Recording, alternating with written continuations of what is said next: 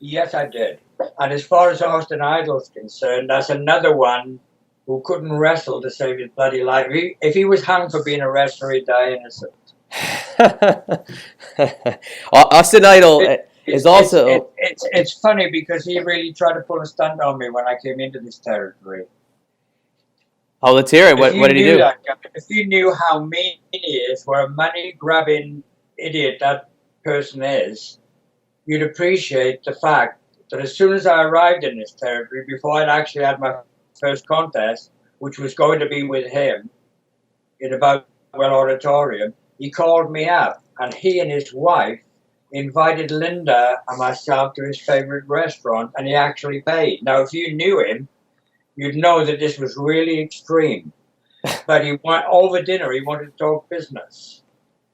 So he says, "Listen," he says, I was instrumental in, he said, in bringing you in here. He said, I saw you wrestling for up in Tennessee and everything like that. He said, I thought you'd be a great opponent for me. He said, it was me that like sort of talked to the promotion to actually bring you down. I knew for a start that I was a lie. But anyway, I listened to him, and he says, listen, he said, this is what we could do. He said, what I'd like you to do, he said, is like you challenge me for the title. I already knew I was going to be fighting him for the title before he ever contacted me. He said, it'll be terrific. He said, you can be my opponent and everything like that. He said, you can keep challenging me for my title all the way around, chasing me for it and everything like that. He says, obviously I'll win. I said, I've got a better idea. I said, when we wrestle, I'm going to beat you and you can chase me for it. He tried to talk me. He tried to talk me out of it, and I wouldn't have it. Anyway, when we got to the arena, waiting behind the door, stage door, as Linda and I walked in, was Austin Idol, and he says to me "Oh, Adrian, He says, "Listen," he said, "you and Linda are going to have a lot more privacy." He said, "If you go up," he said, "go right up to the top." He said, he said, nobody's going to bother you up there and all the rest of it. So we went all the way up these stairs. He said, listen, he said, somebody will come and fetch you and everything like that. He said, somebody will come and fetch you, when it's, when it's time for the contest. Anyway, Linda and I are up there, and I'm saying to Linda, how bloody long do these flaming continental matches, things go time was going on. In the end, I said, come on, let's go downstairs and have a look and see what's going on. I'm sick of bloody waiting up here. Anyway, we went down, looked around the curtains from the stage. Who's in the ring already wrestling? But Austin Idol. And he's wrestling some skinny little Mexican kid with a mask called El Diablo or some bloody thing like that. Anyway, I went running to the ring. He just beat the guy. He had a match that lasted about 2 minutes. What he was planning on doing is getting out of the ring and everything like that as quick as he could. I ran to the ring, jumped in just before he got out, and I called him everything in front of the people. He said, "You should have been here." He said, "You should have been here 10 minutes ago." He said, the match is over. He said, you've missed out.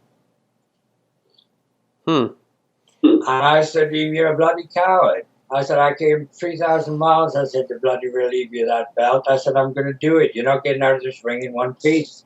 You can please yourself. No, I'm not. You should have been here before. And I got over the microphone. I said, do you bloody people, I said, do you fans, I said, actually regard this idiot, I said, this moron, I said, as an idol. I said, where I come from, I said, the likes of him wouldn't even make a good toilet cleaner.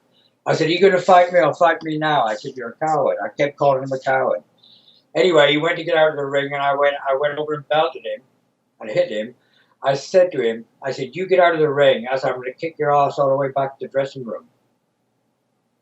I said, you're going to get a hiding tonight, mate. I said, you can have it in the ring. I said, you can have it outside. I said, but you're not getting out of this bloody place alive. Anyway, He put the thing down and everything like that and started to wrestle, and I beat the shit. I could have beaten him easily in 2 minutes, but I made him last just over 5 because I wanted to punish him a bit more. Well, that's anyway. We had one defense, and I treated him the same way. that's interesting. Bearing in mind that Austin Idol lived in Pensacola, where the promotion was. He actually left Continental after my second contest with him. Even though he lived here, he left and he never ever wrestled for Continental again. That was it.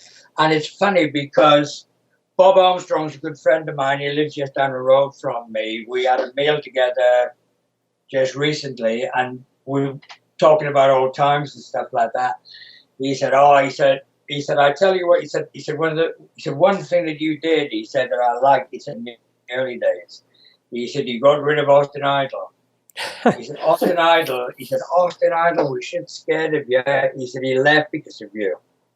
I mean, he still lived in the area, but he would sort of travel to other places up to Tennessee, anywhere where I wasn't, he would go.